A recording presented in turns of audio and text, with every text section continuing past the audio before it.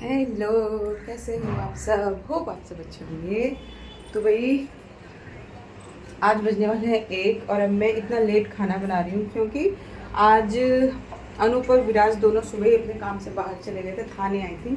तो अनूप ने बोला था खाना मत बनाना, लेकिन मैंने उनसे बोला था कि मुझे बता देना, इन टाइम पे मत बोलना। तो 2-3 बार ऐसे कर चुके हैं, ये लोग अपने काम से जाते हैं, खाना नहीं बनाना बोलते, फिर खाना बनवाते हैं। तो मैं 12 बजे तक वेट करी थी, अनूप का फ़ोन आया कि खाना बना देना, हम शायद जल्दी आ जाएंगे। तो अब मेरे पे ज़्यादा ऑप्शन तो था नहीं, तो मैं बस येलो वाले राइस, खूब सारे प्याज कट लिए और ये खड़े मसाले, तो फटाफट से नमकीन राइस बनाती हूँ। पार्थ भी अभी ट्यूशन से आया है और इसके बाद फिर ब्लॉग स्टार्ट करते हैं। तो यहाँ सरसों ऑयल में ही बनाऊँगी और इसमें थोड़ा सा ऑयल ज़्यादा पड़ता है, लेकिन ये देखो क्योंकि चावल है ना तभी खुले खुले बनते हैं। और यहाँ पे अनियन भी बहुत सारे कट कर लिए, हरी मिर्च कट कर लिए, आलू, और ये तो खड़े मसाले, और ये अपना मसाला, और इनको चाहिए नमक और चाहिए जीरा। गरम मसाला नहीं डालूँगी क्योंकि ये जो डाल रही हूँ ना तो काफ़ी है।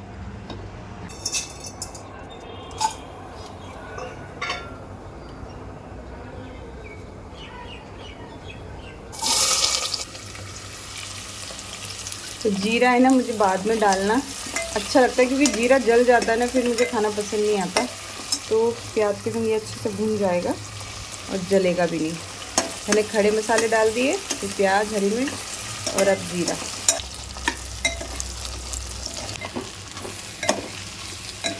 तो ये सखियों खाना बना दिया है, और खाना बनाते बनाते ही पार्थ और विराज दोनों आ गए थे। मैं आपको एक फ़नी बात बताऊँ, ये वाला जो सूट है ना, ये रुको, ये देखो, ये वाला जो सूट है ना, ये मैंने उस टाइम तो आप लोग को नहीं बताया था, लेकिन जब मैं बहुत कोशिश कर रही थी तो मैंने इस सूट को ना मीडियम साइज़ में लिया था, ढीला। लेकिन बाद में मैं प्रेग्नेंट हो जाऊंगी तो मुझे ढीले कपड़ों की ज़रूरत होगी, तब तो ये मुझे प्रेगनेंसी रही नहीं, और ये 6 महीने मेरे पास पड़ा रहा, तो मैंने इसको फिटिंग करवा दिया।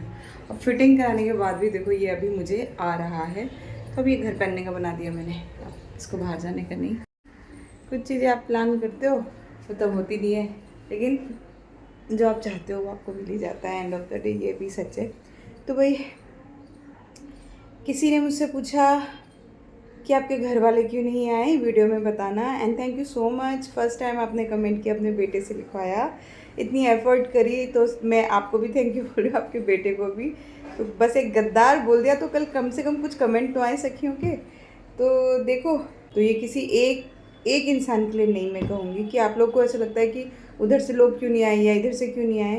तो मेरी मदर इन लॉ आना चाहती थी, लेकिन उनको स्पेशली मैंने मना करवाया अनूप से बोल के कि नहीं, बिल्कुल भी नहीं, क्योंकि मम्मी अभी खुद ही हॉस्पिटल से उठी थी। आप लोग को याद होगा मम्मी कितना सीरियस बीमार हुई थी, बाप रे, बहुत हम सब डर गए थे।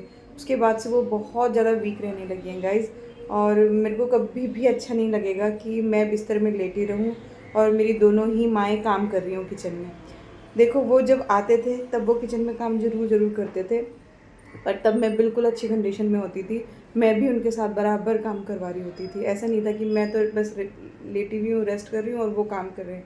ये चीज़ मैं इमेजिन भी नहीं कर सकती अपने जीवन में कि मैं लेटी रहूँ, चाहे कोई बड़ा हो चाहे कोई छोटा है, और वो मेरे लिए काम करता रहे। तो इसीलिए मैंने अपने मुँह से किसी को भी नहीं बोला कि मुझे आपकी ज़रूरत है, प्लीज़ मेरे पास आ जाओ। तो इसीलिए वो लोग यहाँ पे नहीं हैं। और बहुत सारा, जैसे जो वो 2-2.5 महीने 3 महीने जो भी थे, वो जब ब्लीडिंग वगैरह हो रही थी, बहुत ज़्यादा बेकार वाले मैं कहूँगी, बहुत बुरे थे। तब हमने ये कोशिश करी कि हमने ये बात अपने घर वालों तक एग्जैक्ट उस दिन नहीं बताई, जैसे, क्योंकि हमें पता था कि फिर ऑब्वियसली यार पेरेंट्स से डर जाएंगे, उनको बुरा लगेगा और ध्यान यहीं पे रहेगा मेरी तरफ। तो हमने एग्जैक्ट उसी दिन किसी को भी नहीं बताया, इवन बहुत टाइम बाद, काफ़ी, मतलब मैं अगर आपको सच कहूँ तो मैंने नीलम और हिरोशिमा को भी 1 महीने बाद बताया। तो आप लगा लो मैंने किसी को भी नहीं बताया, मैं अपने आप ही झेलती रही। और मुझे दूसरी बात, अगर पर्सनली आप कहो तो मुझे दूसरी बात ये लगती है कि किसी को बोल के बुलाया तो क्या बुलाया। जिसने प्यार करना है, जो प्यार करता है, वो आपकी तकलीफ़ में आपको देख नहीं सकता और वो ऑटोमेटिक ही आ जाएगा। उसको आपको बुलाने की ज़रूरत नहीं पड़ेगी अगर कोई आपको बहुत सच्चा प्यार करता है। तो उस टाइम पे मैं आपको अगर सच बताऊँ तो मेरे पास सिर्फ़ और सिर्फ एक जना आया था मेरी इस तकलीफ़ में, और वो थे राहुल भाई। और मैं इसी सोफ़े में लेटी हुई थी।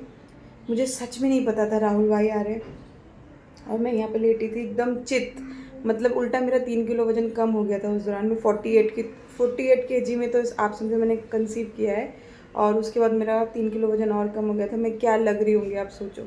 और जब राहुल भाई आए तो मैं बिल्कुल बिस्तर से चिपकी हुई थी, और मेरा शक्ल देखने लायक था।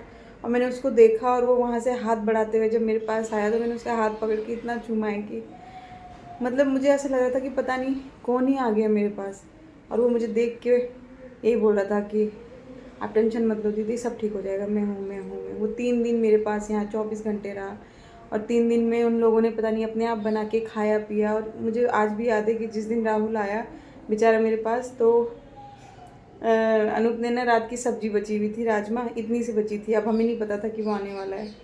तो अनूप ने क्या किया, पानी गर्म करके उसमें ना पानी डाल दिया एकदम पतला तरी जैसा, और उसको रोटी के संग दिया। जब मैंने ये देखा ना कि भाई मेरा ऐसा पानी पानी रोटी खा रहा है, तो मैं आपको बता नहीं सकती कि मुझे तो जो तकलीफ़ में थी मैं सो थी, वो तो कोई चेंज ही नहीं कर सकता था। लेकिन मुझे अपनी तकलीफ़ नज़र नहीं आ रही थी उस टाइम। मुझे ऐसा लगा था हाय राम, मेरे होते हुए ये कैसा पानी पानी वाला खाना खा रहा है।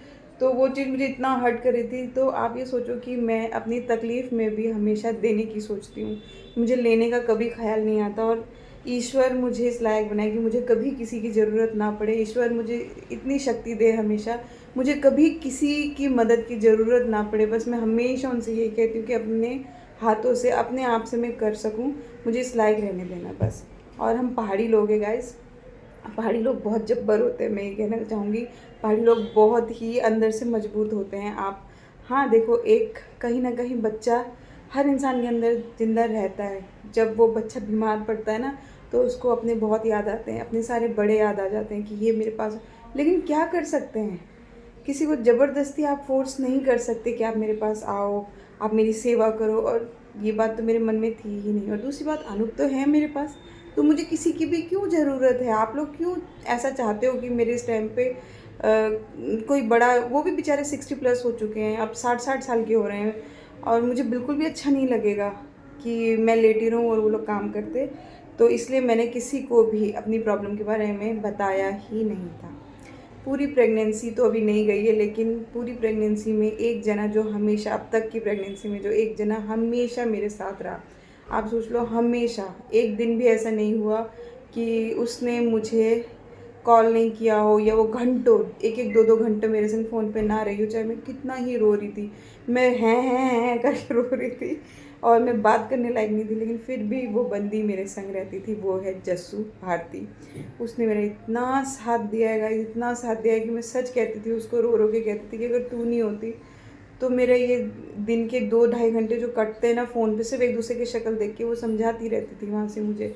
और यहाँ तक कि वंशु भी सुनता था, उसका बेटा। तो एक बार उसने भी बोला कि मम्मी आप मुंबई चले जाओ बड़ी मम्मी के पास, बड़ी मम्मी की तबीयत ख़राब है, आप वहाँ चले जाओ। तो बच्चा समझ रहा था, पर वो भी मजबूर है अपनी गृहस्थी में। तो देखो, सबकी एक गृहस्थी है, सब मजबूर हैं, कोई फ्री नहीं है। अभी मेरे परिवार में किसी को मेरी ज़रूरत होगी तो मैं एकदम से नहीं जा सकती। मेरी ही बड़ी मौसी एक्सपायर हुई तो क्या मैं जा पाई, मेरी मामी एक्सपायर हुई तो क्या मैं जा पाई, मैं नहीं जा पाई ना। तो गलत मत समझो किसी को भी यार। और रही बात, जब मुझे सच में, ऐसा नहीं कहूँगी झूठ आप लोगों से, कि मुझे बुरा नहीं लगा कि कोई भी मेरे पास उस वक्त नहीं था। मुझे सच में बहुत याद आती थी अपनी फैमिली की, बहुत ज़्यादा याद आती थी। और लेकिन मैंने जैसे अंदर से सोच रखा था कि किसी से कहूँगी तो नहीं कि मेरे पास आ जाओ, जिसको होगा वो अपने आप आ जाएगा। मैं अपने मुंह से नहीं कहूँगी किसी को भी प्लीज़ आ जाओ मेरी मदद करो। और इतना तो मजबूत अंदर से मैं अपने आप को मानती हूँ कि मैं निकल जाती हूँ हर चीज़ से, क्योंकि जिसके ऊपर उसका हाथ हो उसको सच में किसी की ज़रूरत नहीं पड़ती है गाइस। और मेरे पास सबसे बड़ी सपोर्ट मेरे अनूप हैं। तो भगवान ने जब उनको दे रखा है तो फिर क्या 10 लोगों को परेशान करूँ। एंड रही डिलीवरी की बात, किसी ने पूछा था कि सीमा आप अपनी डिलीवरी कहाँ कराओगे, मुंबई में? ऑफ कोर्स मुंबई में ही कराऊंगी, दिल्ली क्यों जाऊंगी। जब सारा कठिन समय यहाँ निकाला है तो वो थोड़ा सा, वो 2-3 दिन का जो कठिन समय होता है वो भी मैं यहीं निकालूंगी। और अपनी इतनी अच्छी डॉक्टर और सिस्टर्स को छोड़ के मैं क्यों जाऊंगी, आप खुद सोचो। मुझे आपको मैंने दिखा भी दिया है वो डॉक्टर। जब मैं एडमिट थी ना तो वो एवरीडे आके मेरे फोरहेड पे किस करती थी, मुझे हग करती थी, मुझे उठाती थी। मुझे कभी ऐसा नहीं लगा कि वो मेरी डॉक्टर है, मुझे हमेशा ऐसे लगा कि कोई मेरा रिलेटिव मुझसे मिलने आया है। और उतने ही उससे जैसे मुझे ऐसा लगता था रानी आंटी जैसे मुझे अपने गोद पे लिटाती थी, मुझे हग करती थी।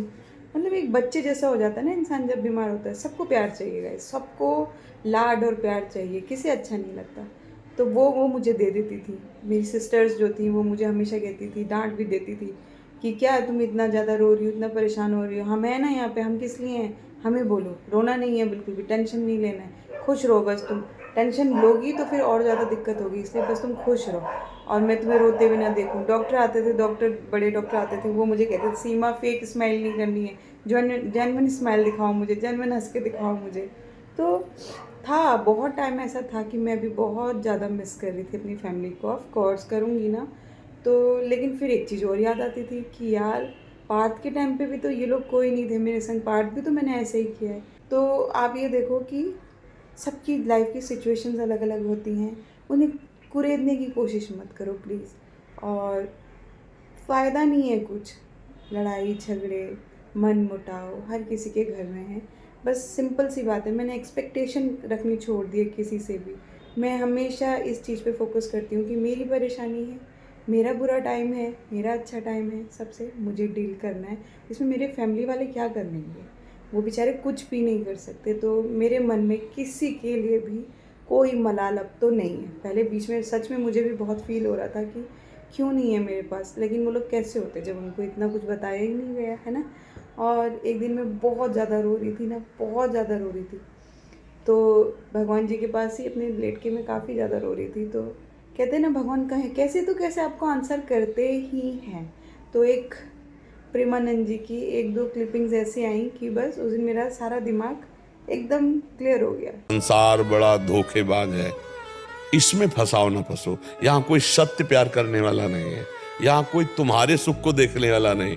तुमसे सुख मिल रहा है और तुमसे बढ़कर कल इनसे सुख मिलने लगेगा तो तुम्हें देखेंगे भी नहीं, समझ रहे हो। और कल जब इनसे बढ़कर कोई सुख मिल जाएगा तो इनको भी धक्का दे देंगे। ये है संसार का प्यार, ये है संसार का नियम।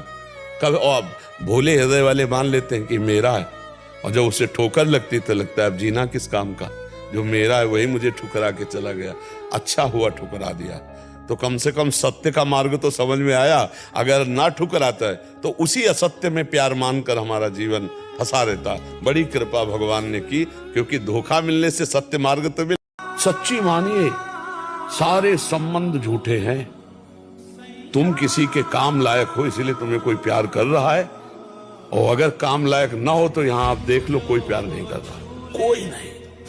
भगवान अपने एक भक्त पर जब कृपा करते हैं तो ज्ञान का चश्मा दे देते हैं। उस चश्मे में दिखाई देता कोई अपना नहीं, कोई अपना नहीं। तब मन भागता कि कोई तो अपना होगा, तो वो निकलते हैं भगवान, दूसरा कोई नहीं निकलता। देखो, आपको तब तक कोई प्यार करेगा जब आपसे बढ़कर कोई नहीं मिलेगा। और जिस दिन उसको आपसे बढ़कर लगा, भले ना हो आपसे बढ़कर, लेकिन उसको लगा, वो आपको छोड़ देगा। एकांत में दुख होता है, कोई अपने पास ना हो, तब बातें करो प्रभु से, देखो कैसा रोना आएगा। हे नाथ, आपके सिवा कोई, हम भले नहीं देख पा रहे लेकिन आप तो सुन पा रहे हैं। आप सर्वज्ञ हैं, आप सब जगह हैं, आप सब दर्शी हैं, तो आप मुझे देख रहे हैं। तो प्रभु देख लो, आपके सिवा कोई नहीं। और क्यों किसी से इतना ज़्यादा मन में मन मुटाव रखना है, छोड़ दो, अपनी जर्नी है। और मैं बहुत लकी हूँ कि मेरे ऊपर किसी का ऋण नहीं है। देखो, अगर आप सोचो तो कहते हैं ना, जब भगवान किसी को अपना बनाते हैं ना, वो आपके सारे रिश्ते तोड़वा देते हैं। ऑटोमेटिक आपसे सारे रिश्ते दूर होते चले जाएंगे। रीज़न क्या होगा मुझे नहीं पता, लेकिन ऑटोमेटिक आपसे बहुत सारे लोग आपसे दूर हो जाएंगे। तो मुझे ऐसा लगता है कि मैं अपने प्रभु के करीब जाती हूँ, और मुझे तो हर चीज़ वो प्रोवाइड करा ही देते हैं, किसी चीज़ की कमी तो है नहीं, तो फिर क्या प्रॉब्लम है। नहीं तो बस ये रीज़न है कि कोई भी फैमिली वाला यहाँ नहीं है। और ज़्यादा परेशानी वाली बात नहीं है, थोड़ी सी दिक्कत होगी 3-4 दिन की, वो तो हॉस्पिटल में निकल ही जाएंगे। एंड यहाँ पे बस मैं 4थी मंजिल चढ़ जाऊँ किसी तरह, उसके बाद मैं खुद संभाल लूँगी गाइस। मुझे इतना कॉन्फिडेंस है अपने ऊपर। मैं ऐसे लोगों के संग रह के आई हूँ जिन्होंने बहुत कठिनाइयों में जीवन जिया और बहुत खुशी से उस चीज़ से निकल आए हैं। और it's a part of life. दुख सुख तकलीफ़ परेशानी, है ना, it's a part of life. तो इवन ये भी बताना चाहूँगी कि जब मैं बहुत ज़्यादा बीमार थी तब विराज ने अनूप से अकेले जाके कहा कि मैम की तबीयत बहुत ज़्यादा ख़राब हो रही है सर, ऐसे तो नहीं चलेगा, मैं चित्रा को लेके आता हूँ। हालांकि उसके 2 इतने छोटे छोटे बच्चे हैं, वो स्पेशल मेरे लिए चित्रा को लेके आया। ये मेरे लिए बहुत बड़ी बात थी कि वो बेचारा परेशान हो रहा था ये देख के कि मैं, मतलब वो जनरली ऐसे पूछता नहीं है कभी भी, लेकिन उसने एक दिन आके मेरा हाथ पकड़ के बोला मैम अब बहुत ज़्यादा ही हो गया, आप सीरियस हो रहे हो बहुत ज़्यादा, है ना, बहुत ज़्यादा परेशानी हो रही है ना, रुको कुछ करते हैं। एंड उसके बाद वो जब आया तो चित्रा को लेके आया था मेरे लिए। तो यही बहुत है मेरे लिए कि मेरे आसपास इतने सारे लोग हैं जो मेरे लिए सोचते हैं, बहुत है। बस आप सोचते हो वहाँ दूर बैठ के, आप लोगों ने भी तो कम दुआएं नहीं करी होगी। कहीं ना कहीं आप सबकी दुआओं का असर है कि देखो मैं आज बिल्कुल फिट एंड फाइन हूँ, सब अच्छा है और आगे भी देखना सब अच्छा होगा। तो किसी से भी कोई शिकायत मत करो प्लीज़। कमेंट में ऐसी कोई भी बात मत लिखो जो किसी को हर्ट करती हो, है ना। तो अपनी अपनी जर्नी है, हमारे अपने अपने कर्म हैं और हमें किसी से उम्मीद रखनी नहीं, क्योंकि आप अकेले एक सोल हो जो धरती पे उतरे हो अपनी जो जर्नी है उसको कंप्लीट करने के लिए। माँ बाप भाई बहन बच्चे पति ये सब पार्ट ऑफ लाइफ है, बट ये आप नहीं हो, आपको अपनी खुद ही निभानी है। तो मैं तो बहुत ग्रेसफुली बोल लो या हिम्मत के संग बहुत खुशी से अपनी लाइफ जी रही हूँ। मैं एक्सपेक्टेशन रखती भी नहीं हूँ किसी से, तो इसलिए चिल करो, सब अच्छा हो जाएगा आपके सामने। बैठो इधर। प्रणाम मौसिया, कैसे हो आप सब?